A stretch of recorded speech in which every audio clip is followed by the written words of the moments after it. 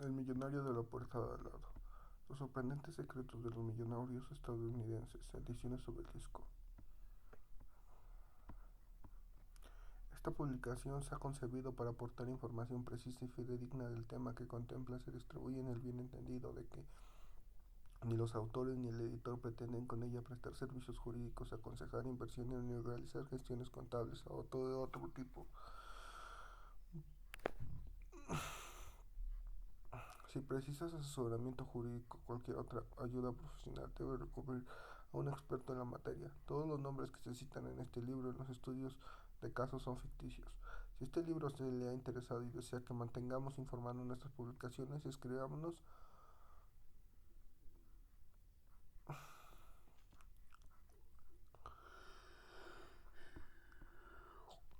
para Sara, para Janet, Sara y Brad, para mi querida esposa. Contenido: portadilla de crédito, dedicatoria, prólogo, introducción. Conoce el millonario de la puerta de al lado. Abro. Tiempo, energía y dinero sobre lo que conduces, ayuda económica externa, discriminación positiva al estilo familiar, encuentra tu lugar, trabajos millonarios versus herederos, agradecimientos. Prólogo. Recientemente una periodista me preguntó acerca de los cambios que yo había percibido en el seno de la clase acaudalada norteamericana desde el comienzo del colapso económico en que inmersos. Deseaba saber si el mercado de millonarios había muerto, dado los reveses acaecidos en las bolsas.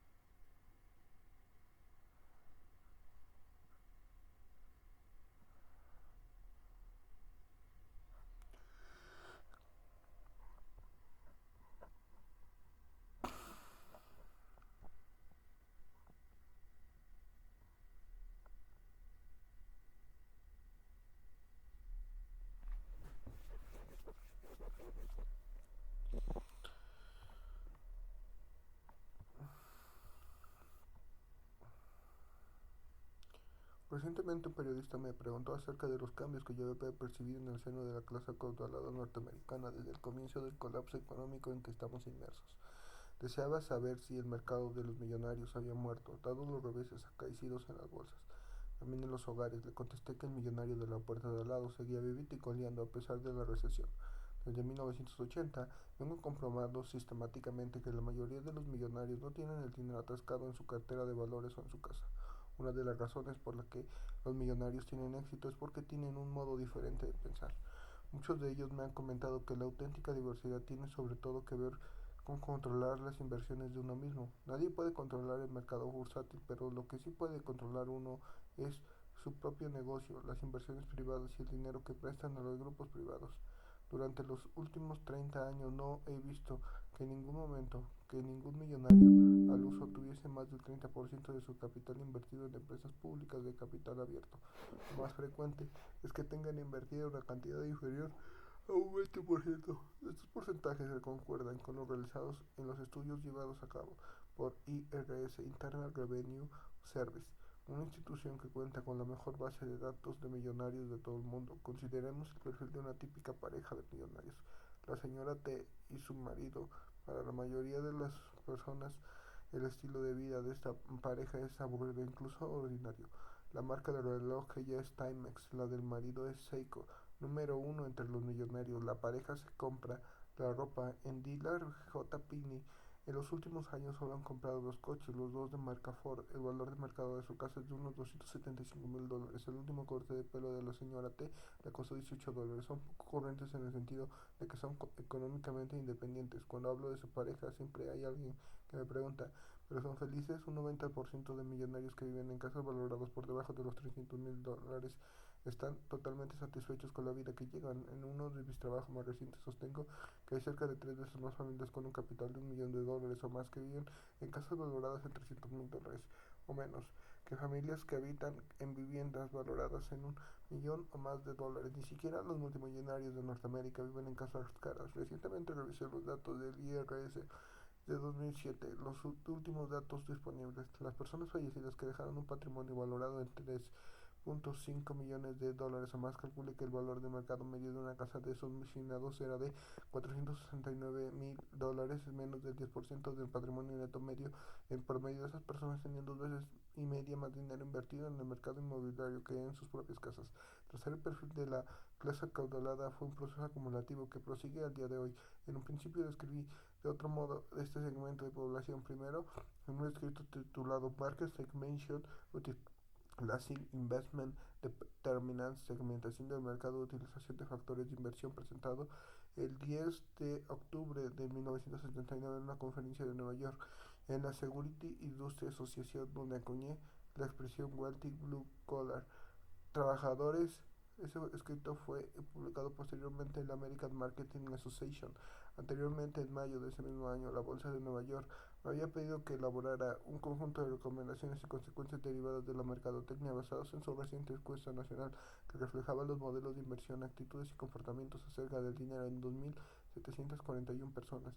Ello me proporcionó la base para el escrito citado anteriormente. Uno de los argumentos clave que señalé en él fue este: existen oportunidades en ciertos segmentos que la industria la inversión ha ignorado durante años. Los miembros del auténtico gran segmento, los trabajadores de alto poder adquisitivo, no necesitan adquirir carísimos enseres en forma de parte de la mochila de los asalariados en otro de alto nivel.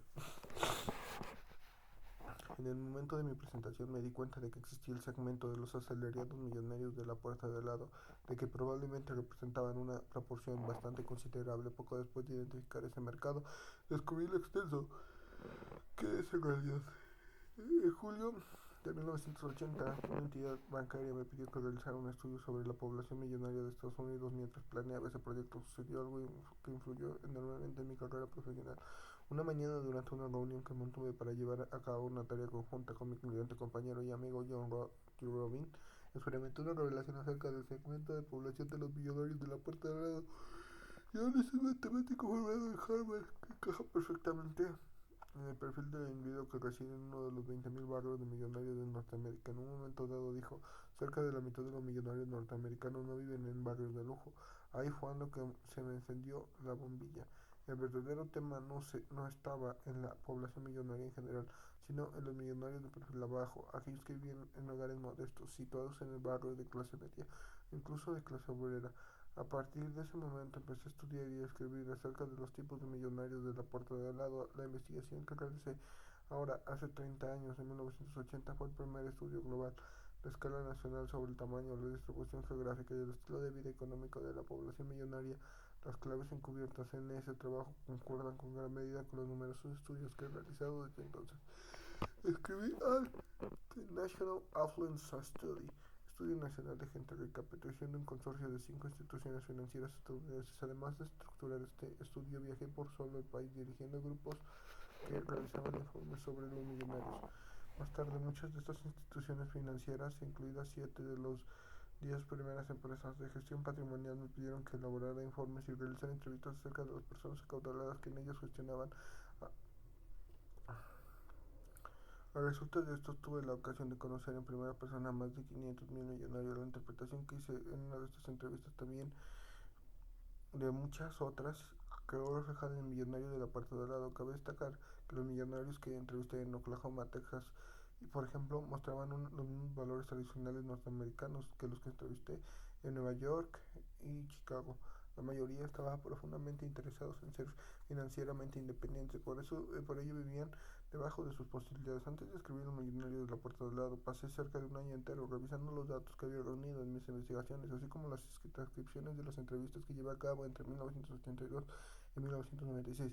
Esta extensa investigación y su análisis es la que, en mi opinión, ha hecho de este libro un éxito de ventas intemporal. Por el precio de un libro, el lector está comprando esencialmente el equivalente a más de $1.000.000 de una investigación y una interpretación inestimables. ¿Por qué sigo escribiendo sobre la gente rica? No es en absoluto para beneficiar a esa clase lo que escribo. Está pensado para quienes tienen una idea confusa y errónea de lo que significa ser rico. La mayoría de los norteamericanos no tienen ni la menor idea del verdadero trabajo productivo de la población acaudalada.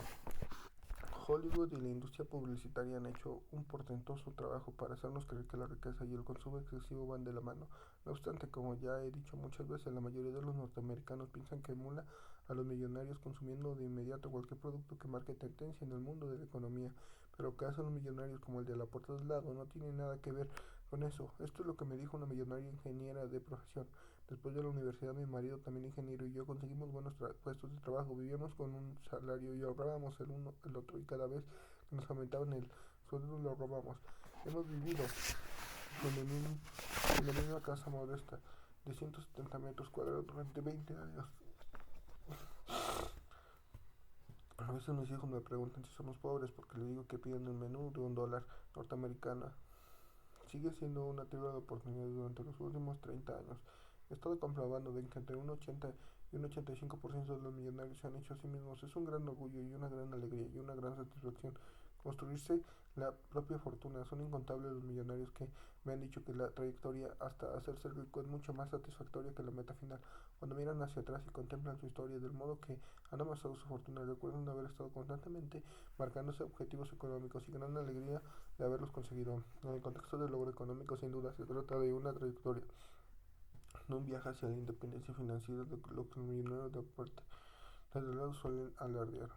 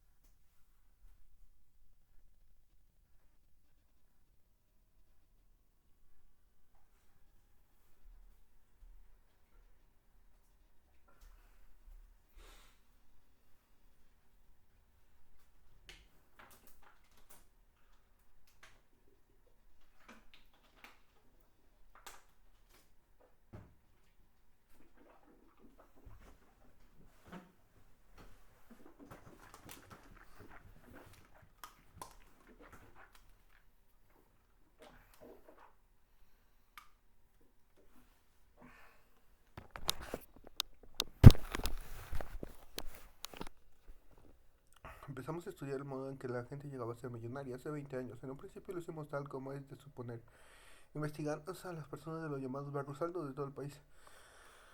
Al cabo de un tiempo descubrimos que muchas de las personas que viven en casas caras y conducen coches de lujo en realidad no tienen mucho dinero. Después descubrimos algo más curioso, aunque gran parte de que tienen un sólido patrimonio no vive en barrios de alto copete. Esta pequeña diferencia en nuestra perspectiva cambió nuestras vidas. Hizo que uno de los nuestros, Tom Stanley, comenzándose en su carrera académica, se viene inspirado a escribir 3 libros sobre la mercadotecnia de la gente acaudalada en Estados Unidos. Se convirtió en consejero de empresas y suministraban productos y prestaban servicios a los ricos. Además dirigió investigaciones sobre gente adinerada hasta 7 de las primeras empresas norteamericanas de servicios financieros. Entre todos nosotros dirigimos cientos de seminarios acerca del tema de la identificación de personas millonarias. ¿Por qué hay tanta gente interesada en lo que tenemos que decir al respecto? Pues porque hemos descubierto quiénes son realmente millonarios y quiénes no. Y lo más importante es que hemos determinado el modo en que la gente común puede llegar a convertirse en millonaria. ¿Y qué hay de profundo en esos descubrimientos? Solo la mayoría de la gente está totalmente equivocada sobre la riqueza en Norteamérica. Riqueza no es lo mismo que renta. Si cada año percibes una renta cuantiosa y la gastas entera, no te hace rico. Tan solo gozas de un buen nivel de vida. Riqueza es lo que acumulas, no lo que gastas.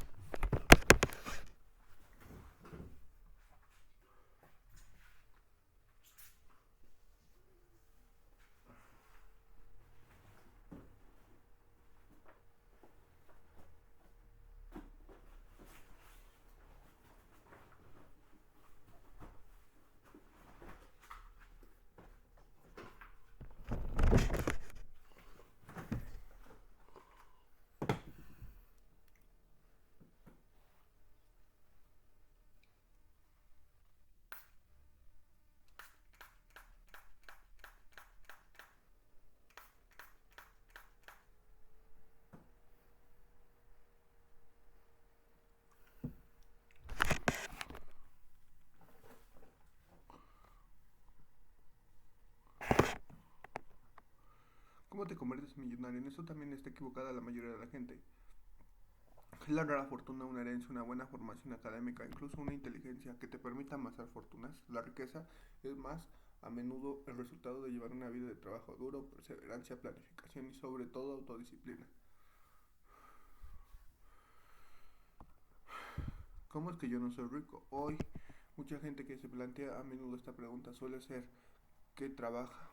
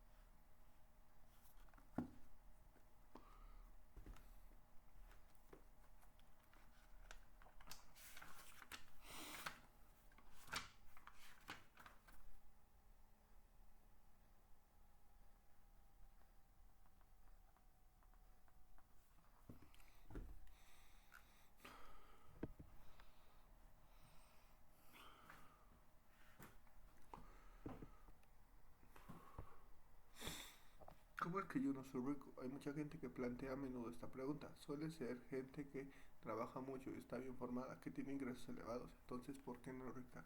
Los millonarios y tú. Nunca ha habido en Estados Unidos tanta riqueza en manos de particulares como en la actualidad. Más de 22 billones de dólares en 1996, pero la mayoría de los estadounidenses no son millonarios. Cerca de la mitad de esa riqueza está en manos del 3.5 de los hogares norteamericanos. Gran parte de los demás hogares ni siquiera se acerca a ellos, con además lugares. Nos estamos refiriendo a los sectores marginales de la economía, sino millones de hogares compuestos por personas que ganan salarios moderados, incluso altos. Más de 25 millones de hogares norteamericanos tienen unos ingresos anuales superiores a $50,000. Más de 7 millones de hogares tienen unos ingresos anuales de más de $100,000, pero a pesar de tener buenos ingresos, muchas de esas personas tienen poca riqueza acumulada. Muchos viven de fin de mes a fin de mes, y esos son los que sacarán mayor provecho de este libro. El hogar medio norteamericano tiene un patrimonio neto de unos $15,000, sin incluir el valor de la casa. Si dejamos de lado el valor de los coches, los muebles y demás, ¿qué sucede entonces? La gran mayoría de los hogares no tienen bienes financieros, así como valores de renta fija o opciones. ¿Cuánto tiempo puede sobrevivir un hogar norteamericano medio con un único salario mensual, que son un mes o dos en la mayoría de los casos? E incluso aquellos que están en el primer quintil no son realmente ricos. Su patrimonio neto es de menos de $150,000. Si descontamos el valor de la casa, el patrimonio medio de ese grupo baja a menos de $60,000. ¿Y que hay de la gente mayor sin prestaciones de la seguridad social? Casi la mitad de los norteamericanos más de 65 años viviría en la pobreza. Tan solo una minoría de la población estadounidense posee activos financieros de las clases más convencionales.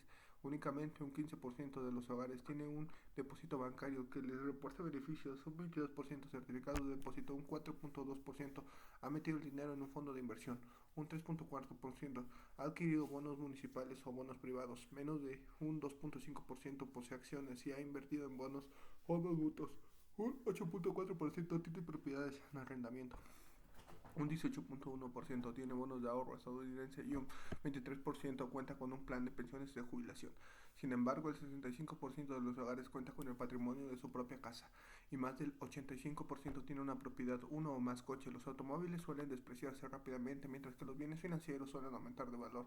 Los millonarios de los que hablamos en este libro son financieramente independientes. Pueden mantener un estilo de vida habitual durante años y años sin percibir ni siquiera un salario mensual. La mayoría de esos millonarios no son descendientes de Rockefeller o de los Vanderbilt. Más del 80% es gente común que ha acumulado riqueza en una sola generación. Lo ha hecho poco a poco, ininterrumpidamente, sin firmar un contrato multimillonario con el equipo de los Yankees, sin ganar a la lotería, sin llegar a ser Mick Jagger de turno. Las ganancias imprevistas proporcionan grandes titulares, pero son muy pocos frecuentes. En el curso de la vida de una persona adulta, la probabilidad de hacerse millonario por esas vías es de menos de 1 entre 4,000. Contrasta esa probabilidad con la proporción de hogares norteamericanos, 3.5%, que tiene un patrimonio neto de $1,000,000. Los 7 factores. ¿Quién se hace millonario? Por lo general, un individuo acaudalado es un hombre de negocios que ha vivido en la misma ciudad durante toda su vida adulta. Esa persona es propietaria de una fábrica pequeña, de una cadena de tiendas o de una empresa de servicios, cuyo patrimonio no se acerca ni a una fracción del suyo propio. Es ahorrador compulsivo e inversor y ha hecho dinero con sus propios medios. Un 80% de los millonarios norteamericanos no ha heredado su fortuna, al contrario, se ha hecho a sí mismo. La gente acaudalada mantiene por lo general un estilo de vida que les permite acumular dinero.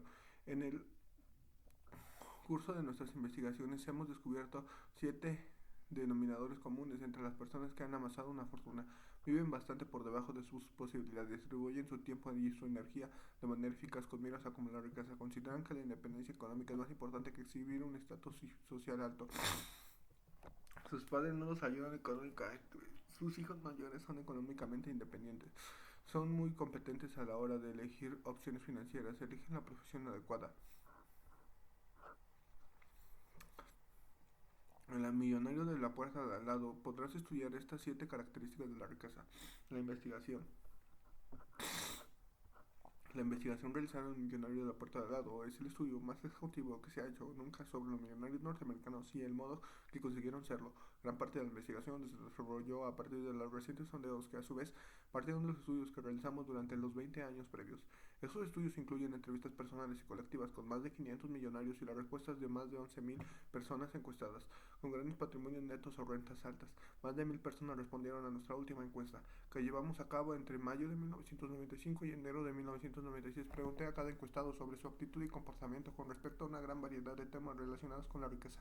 Cada participante del estudio respondió a 249 preguntas. Las preguntas tocaban temas que iban de la planificación de la compra de una casa o la falta de planes o los temores y preocupaciones en el ámbito financiero y de métodos de negociación a la hora de adquirir un automóvil o a las categorías de regalos financieros o los gestos amables con los que la gente pudiente obsequia a sus hijos adultos. Otros apartados del cuestionario se referían a la cantidad más alta que los encuestados habían gastado en un coche, en un reloj, en ropa, calzado, vacaciones y unas cosas así. Este estudio fue el más ambicioso y concienzudo de todos los que habíamos realizado.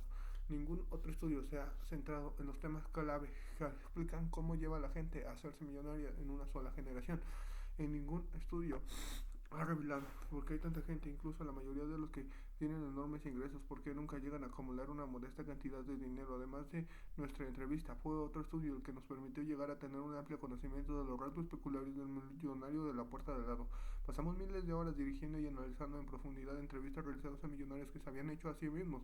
Entrevistamos a sí mismos a muchos consejeros como el CPA y otros expertos profesionales. Esos expertos fueron de gran ayuda en nuestra investigación, que temas subyacen la acumulación de riqueza. ¿Y que llegamos a descubrir en nuestra investigación? Principalmente que amasar una fortuna requiere disciplina y sacrificio y trabajo duro. ¿Quieres llegar a ser realmente independiente económicamente? ¿Deseas tú y tu familia orientar nuestro estilo de vida para conseguir ese objetivo? Muchos dirán que no. Sin embargo, si estás dispuesto a sacrificar tiempo, energía, hábitos de consumo, es posible que llegues a formar una fortuna y conseguir independencia económica. El millonario de la puerta de al lado te mostrará el camino que has de seguir.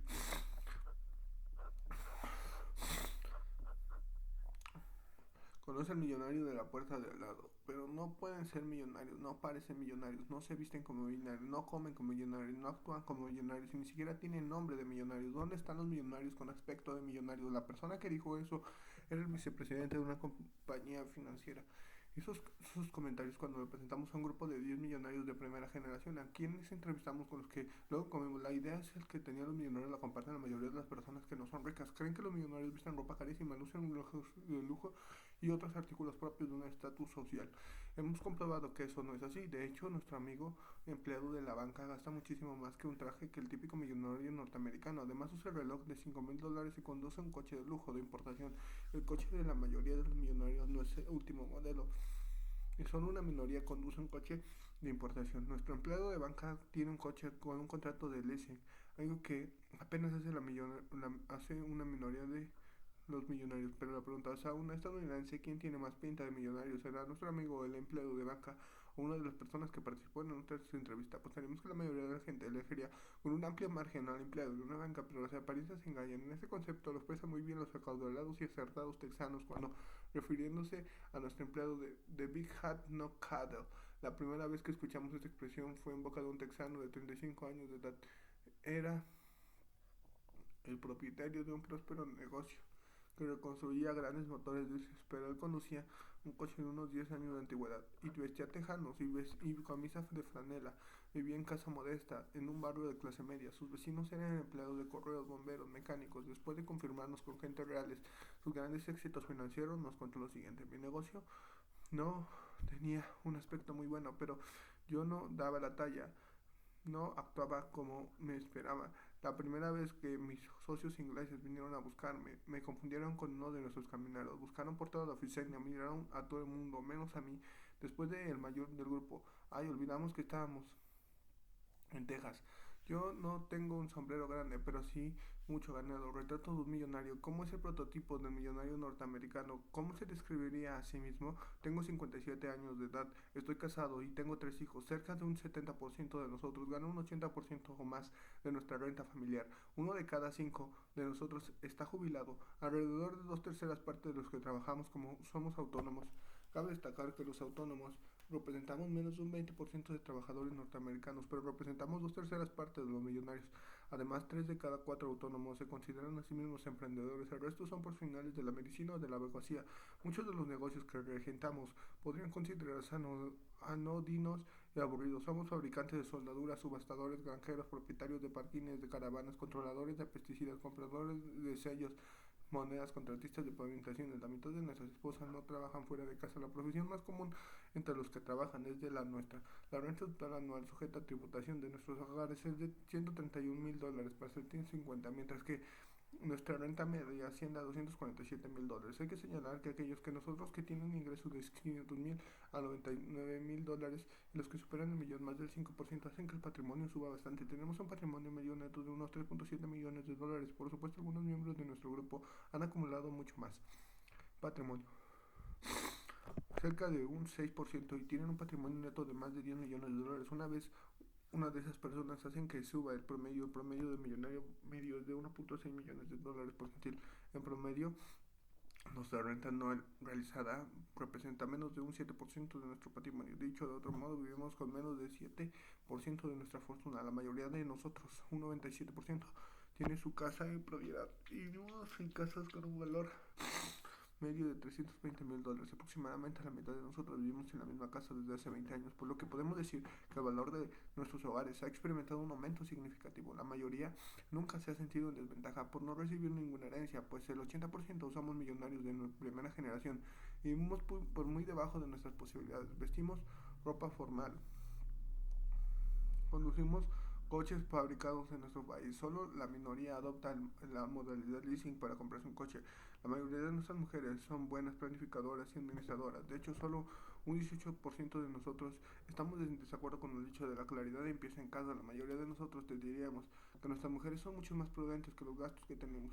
Tenemos un buen calcetín, en otras palabras, tenemos suficiente dinero ahorrado para vivir sin trabajar 10 años o más. Así que aquellos que nosotros que tienen un patrimonio neto de 1.6 millones de dólares podrían vivir cómodamente durante más de 12 años. En realidad podríamos vivir más años, pues ahorramos el menos del 15% de lo que ingresamos. Nuestro patrimonio es de 6.5 veces mayor que el de nuestros vecinos no millonarios, pero en nuestro barrio ellos son 3 veces más el número que nosotros. Podría ser que hayan optado por invertir sus ahorros, posesiones materiales en alto estado. En general, los miembros de nuestro grupo cuentan con un nivel de educación bastante alto. Solo 1 de cada 5 no tiene título universitario. Muchos de nosotros tenemos un título de posgrado.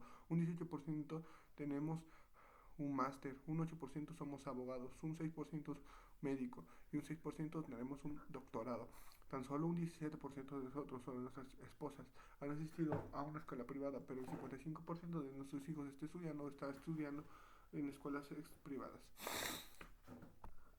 En conjunto, creemos que la educación es extremadamente importante para nosotros, nuestros hijos y nuestros nietos. Gastamos mucho de la educación de nuestros hijos. Alrededor de 2 tercios de nuestro colectivo trabaja entre 45 y 55 horas a la semana.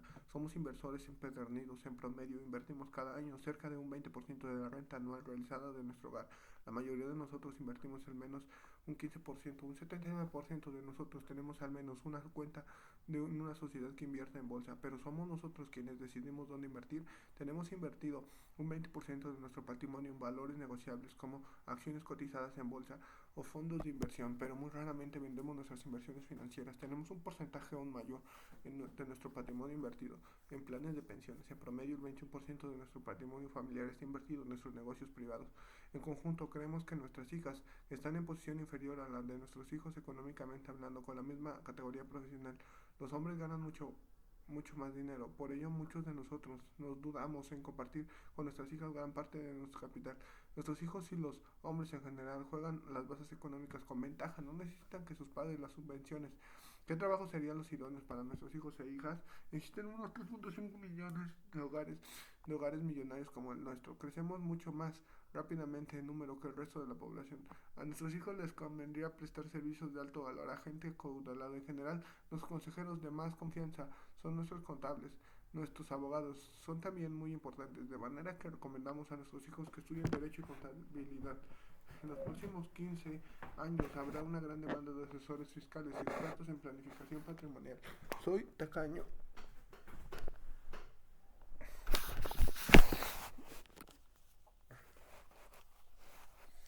Esta es una de las razones por las que he completado un largo cuestionamiento a cambio de una cantidad. Las de que habrían perdido 2 o 3 horas para que estos autores me entrevistaran. Me han pagado 100, 200 o $250. Y me ofrecieron entregar en mi nombre el dinero de la entrevista a mi organización caritativa favorita, pero contesté, yo soy mi organización caritativa favorita. Definición de rico. Pídele al norteamericano medio que te defina el término de rico. La mayoría te dará la misma definición que el diccionario Webster. Persona que posee una gran cantidad de bienes materiales. Nosotros definimos a un rico de modo diferente. No hablamos de que una persona sea rica, acaudalada o millonaria atendiendo a sus posesiones materiales. Buena parte de la gente que dice gozar de un alto nivel de vida cuenta con pocas o nulas inversiones. Bienes susceptibles de aumentar el valor, activos que generen rentas, acciones, valores de renta fija y precios privados, derechos de extracción de petróleo, gas o bosques maderables. Por el contrario, las personas que nosotros calificamos de ricas se encuentran mucho más placer en poseer cantidades sustanciales de activos susceptibles de aumentar el valor que vivir por todo arte rodeados del ojo. Definición nominal de la palabra rico. Una manera que tenemos de determinar si alguien es rico o no consciente en basarse en su patrimonio neto. Este concepto se define como el valor real de los activos de una persona menos a los pasivos, es decir, sus deudas. En este libro fijamos el umbral mínimo que ha de alcanzar un hogar. Para considerarlo acaudalado, un patrimonio neto de $1 millón. Sobre esta base, solo 3.5 millones, un 3.5% de los 100 millones de hogares norteamericanos se pueden considerar millonarios. Alrededor de un 95% de los millonarios norteamericanos tienen un patrimonio neto que va de 1 millón a $10 millones. Gran parte de la temática de este libro se basa en este segmento de la población, por lo que nos hemos centrado en este grupo, pues porque este nivel de riqueza puede alcanzar que en una sola generación son muchos los norteamericanos que pueden conseguirlo. ¿Cuánta riqueza deberías tener tú? Otra manera de definir si una persona, hogar o familia es o no es rica se basa en el valor del patrimonio neto que cabe esperar o llegue a acumular. Los ingresos y la edad de ser una persona con factores determinantes de la riqueza es la persona que puede llegar a ser. Dicho de otro modo, cuanto más ingresos tiene una persona, tanto mayor cabe esperar que sea su patrimonio neto siempre que trabaje y no esté jubilado a sí mismo. Cuando más tiempo se generen ingresos, más probable es que se acumule un patrimonio cada vez mayor. Por consiguiente, las personas mayores con ingresos más altos habrán acumulado un patrimonio que más jóvenes que una renta más baja. Pero para la mayoría de los norteamericanos, con unos ingresos netos anuales de $50,000 o más, y la mayoría de los que tienen entre 25 y 65 años de edad, existe un correspondiente nivel de riqueza esperado, y quienes se encuentran bastante por encima de ese nivel pueden considerarse personas acaudaladas en comparación con otras de su mismo grupo y edad. Es posible que te preguntes, ¿cómo es posible considerar acaudalada a una persona que, por ejemplo, tiene tan solo $460,000? Después de todo, no es millonaria. Charles Bobbins, un ex bombero de 41 años de edad, su mujer es secretaria, juntos tienen ingresos anuales de $55,000. Según nuestras pesquisas, el señor Bobbin debería tener un patrimonio neto de aproximadamente 225,500, pero su patrimonio es mucho mayor que el de otras personas de su misma edad y categoría profesional. El señor y la señora Bobbins han sido capaces de acumular un patrimonio superior a la media, de modo que supuestamente saben cómo vivir con la renta de un bombero y una secretaria, además ahorrar e invertir una parte despreciable de sus ingresos.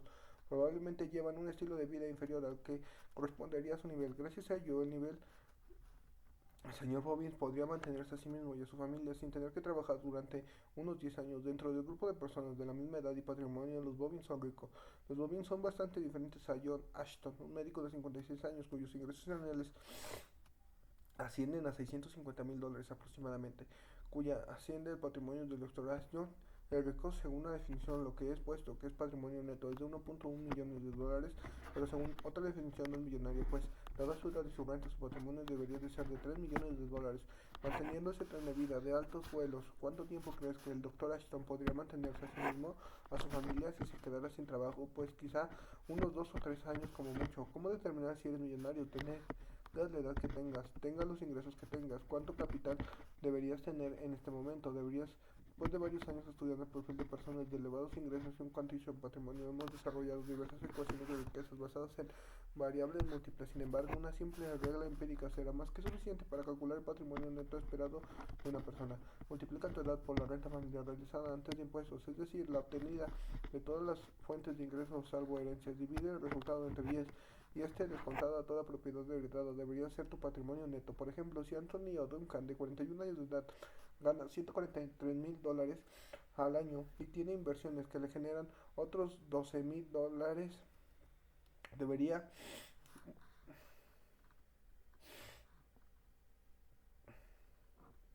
multiplicar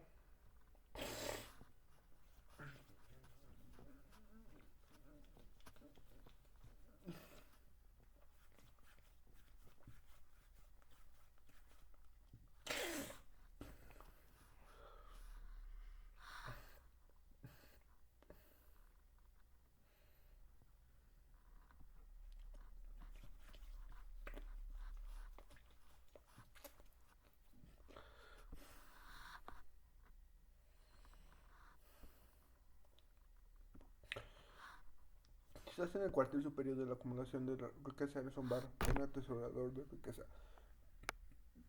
Pero si estás en el cuartil inferior, eres un mal atesorador de Eres un bar o un mar, simplemente un atesorador de riqueza medio. Hemos desarrollado otra regla sencilla para estar bien posicionado en la categoría de bar. Debes tener 2 veces el nivel de riqueza teórico. En otras palabras, el patrimonio neto del señor Duncan debe ser aproximadamente el doble del patrimonio que se supone debe tener en relación a su edad y sus posiciones, o sea, $635.500 multiplicado por 2, que hace una suma de 1.271.000. El patrimonio neto del señor Duncan es aproximadamente 1.727 millones de dólares. Eso significa que no es buen atesorador de riqueza. Por el contrario, ¿cuál sería su nivel de vida? Si su patrimonio es la mitad o menos que se espera en relación a su edad y sus ingresos. Si el señor Duncan tuviera un patrimonio de $317.000,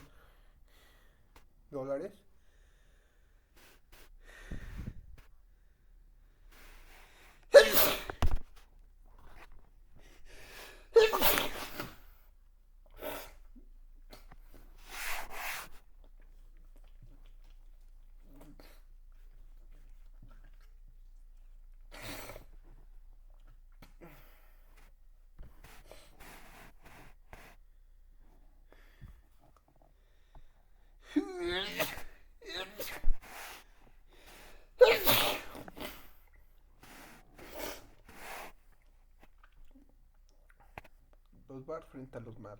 Los BAR son creadores de riqueza, es decir, son los mejores acumuladores de patrimonio neto en comparación con otros de su misma categoría de ingresos y de edad.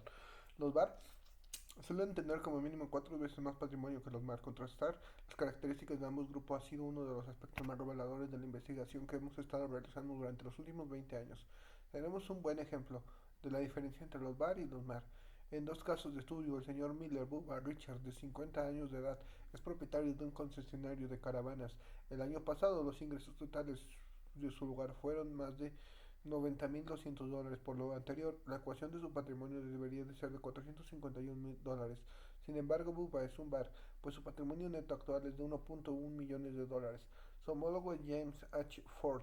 El señor Ford es abogado y tiene 51 años de edad. Su renta el año pasado ascendió a $92.330, un poco más elevada que el señor Richards. ¿Cuál es el patrimonio neto actual del señor Ford? Su patrimonio actual ha tenido más orientación aplicada anteriormente, por lo que el señor, según nuestra definición, es un mar. ¿Cómo es posible que tenga un patrimonio inferior al de un comerciante de caravanas? De hecho, el señor Richard tiene un patrimonio 5 veces mayor que el señor Ford. No olvidemos que ambos tienen los mismos ingresos y la misma edad. Para responder a la pregunta que hemos formulado, intenta responder a estas dos sencillas cuestiones. ¿Cuánto dinero se necesita para mantener el estilo de vida de clase media alta del abogado y su familia? ¿Cuánto dinero se necesita para mantener el estilo de clase media, incluso media baja, del concesionario de caravanas o su familia? Está claro que el señor Ford, el abogado, que tiene que gastar mucho más dinero para mantener el estilo de vida de clase media alta que lleva. ¿Qué tipo de coche se ajusta al estatus de abogado? Un coche de lujo, de importación, sin duda. ¿Quién necesita llevar cada día al trabajo un traje diferente y un buen corte? ¿Quién necesita pertenecer a uno de los clubes o más privados? ¿Quién necesita tener curventería y ventajas de plata? El señor Ford. Y el mar es mucho más propenso a gastar que los miembros del grupo del bar. Los mar suelen vivir por encima de sus posibilidades, se acostumbran a consumir mucho y suelen menospreciar a muchos de los factores clave que contribuyen a la acumulación de riqueza. Tú o tus antepasados, la mayoría de los millonarios estadounidenses pertenecen a la primera generación de rica.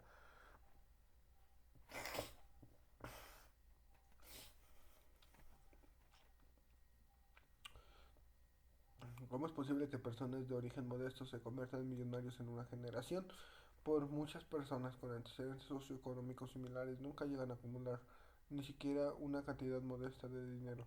La mayoría de las personas se convierten en millonarias, confían en sus propias capacidades, no pierden el tiempo pensando que sus padres eran ricos o no lo eran. No creen que uno que tenga que nacer rico. Por el contrario, las personas de origen modesto que creen que solo la clase acomodada produce millonarios están predestinadas a seguir siendo no ricas. ¿Siempre has pensado que la mayoría de millonarios nacen con cucharas de plata en la boca? Si es así, presta atención a los siguientes hechos que hemos averiguado a raíz de nuestra investigación sobre los millonarios estadounidenses. Solo el 19% de los millonarios percibe algún ingreso o renta, cualquier clase de investigación. Menos del 20% ha heredado un 10%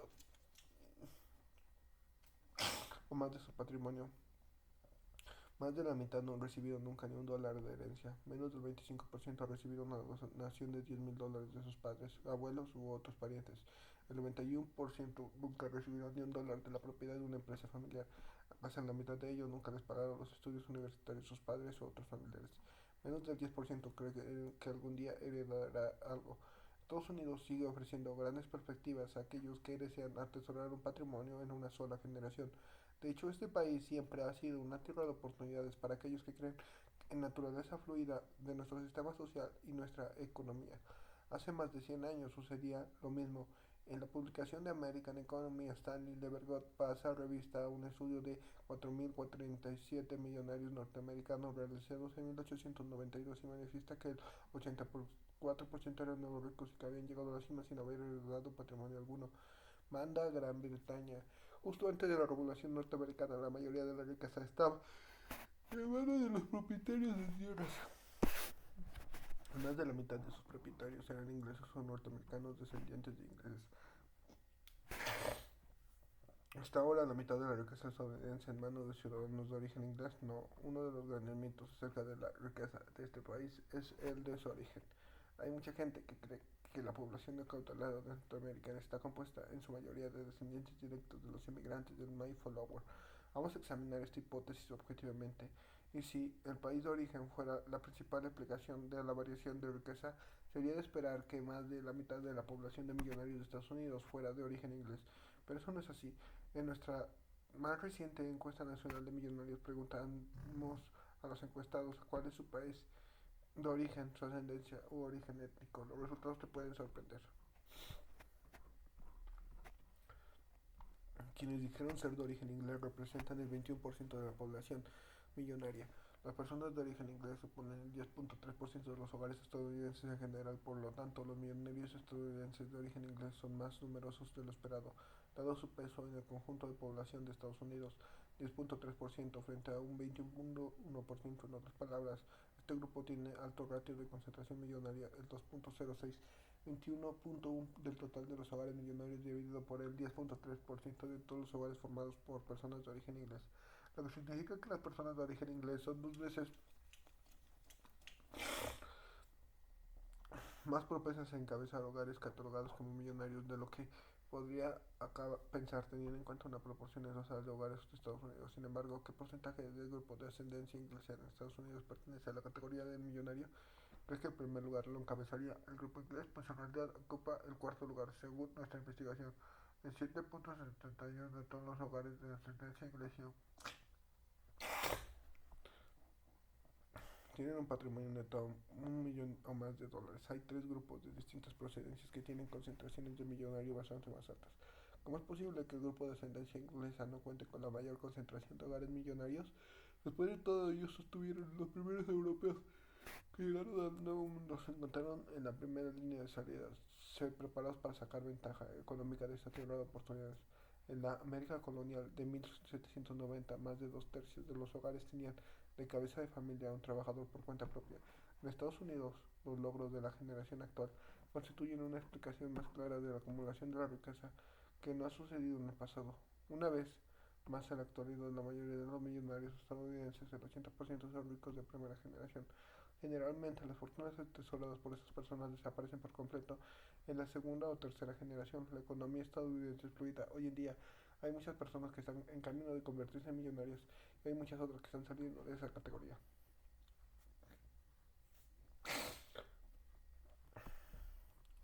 Grupos ganadores atendiendo según el país de origen. Si el grupo de ascendencia inglesa no es el que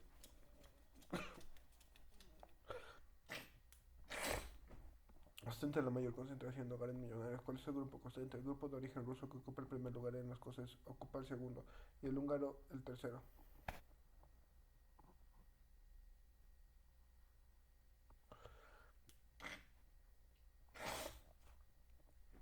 Aunque el grupo de origen ruso representa tan solo alrededor del 1.1% del total de hogares estadounidenses o americanos, abarcan el 6.4% del total de hogares millonarios. Calculamos que aproximadamente 22% de cada 100 hogares en una cabeza familiar de ascendencia rusa tiene un patrimonio neto de $1 millón más de dólares. Esto marca un claro contraste con el grupo de ascendencia inglesa en el que solo un 7.71 de cada 100 miembros juegan en la Liga Millonaria. ¿Cuánta riqueza atesora en total el grupo de millonarios ruso-americanos? Estimamos que unos 1.1 millón de dólares, es decir, cerca del 5% de la riqueza personal total de los Estados Unidos hoy en día. ¿Cómo explicar la productividad económica de los ciudadanos ruso-americanos? En general, la mayoría de los millonarios norteamericanos son gerentes propietarios de empresas. Los rusos son un número más que proporcionan gerentes propietarios de empresas. Por otra parte, parece ser que el espíritu emprendedor de los rusos se transmite de generación en generación. El grupo de ascendencia húngara parece decantarse también por los negocios. Este grupo representa tan solo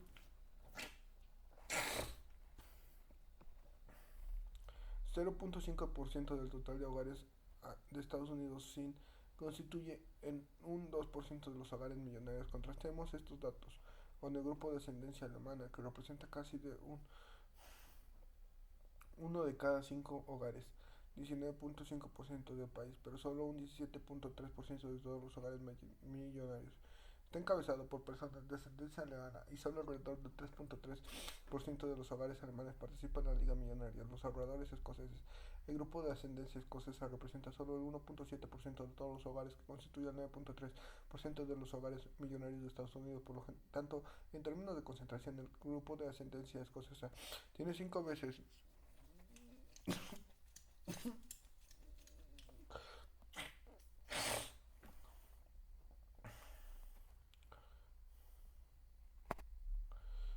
más 5.47 probabilidades de formar parte de los hogares millonarios, por lo que cabría esperar por su peso 1.7 en el conjunto de hogares estadounidenses. Este grupo de ascendencia escocesa ocupa el segundo lugar en cuanto al porcentaje de su clan que forma parte de la Liga Millonaria, cerca del 21.8.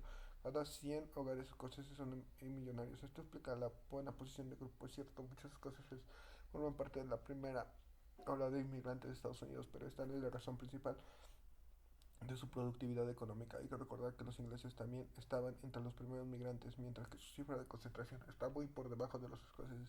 Hay que tener en cuenta también que los no gozaban del mismo sólido estatus económico que los ingleses, disfrutaban de los primeros tiempos de la nación. Ante estos hechos, uno podría pensar que el grupo de ascendencia inglesa alcanzaría una mayor concentración de hogares millonarios que el grupo escocés. Pero solo lo contrario, una vez más, el grupo escocés tiene un nivel de concentración casi 3 veces mayor que el grupo inglés. Entonces, ¿qué distingue al grupo de ascendencia escocesa? Si un grupo de ascendencia tiene una gran concentración de millonarios, ¿qué tipo de ingresos debería tener ese grupo? Cabría esperar que el grupo tuviese una concentración alta de perceptores de rentas cuantiosas. Existe una fuerte correlación entre los ingresos y el patrimonio neto. En Estados Unidos, más de 2 tercios de los millonarios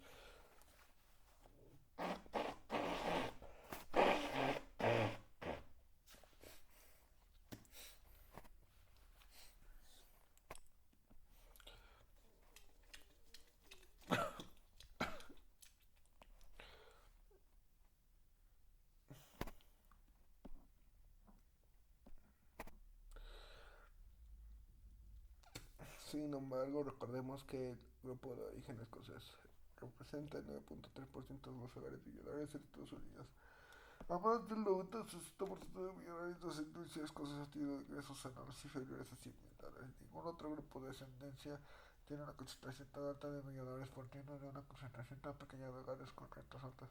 Si las rentas altas no explican por sí solas las riquezas del grupo de origen escocés, ¿qué factores podrían subyacer a este fenómeno? Existen diversos factores que lo explican. En primer lugar, los norteamericanos de origen escocés suelen ser austeros según un determinado nivel de ingresos, que corresponde matemáticamente con un esperado nivel de consumo. No obstante, los miembros de este grupo no corresponden a esa expectativa en promedio. Este grupo vive bastante por debajo de la norma de las personas que perciben ingresos elevados. Generalmente viven en un entorno concebido por ellos mismos y relativamente sobrio.